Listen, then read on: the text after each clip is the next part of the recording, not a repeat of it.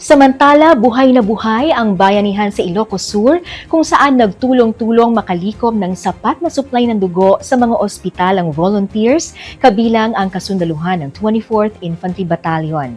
Ang kabuuan ng detalye ihahatid ni Art Carrasco. Aktibong nakilahok ang mga kasundaluhan ng 24th Infantry Wildcat Battalion sa sinagawang bloodletting activity kung saan sila ay nakipag-donate ng blood bags na makakatulong sa mga nangangailangan ng agarang supply ng dugo sa mga ospital at komunidad sa Ilocos Sur. Ang nasabing aktibidad ay nilahukan ng Wildcat Troopers at civilian blood donors na sinagawa sa Santa Lucia District Hospital sa bayan ng Santa Lucia, Ilocos Sur.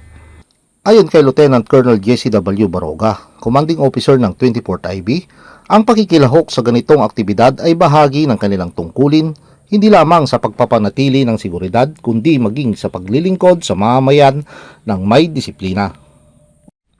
Samantala, nagpasalamat naman ang mga organizer sa naging aktibong partisipasyon ng 24th IB at ng iba pang mga volunteers na naglaan ng kanilang oras upang makapagbahagi ng dugo.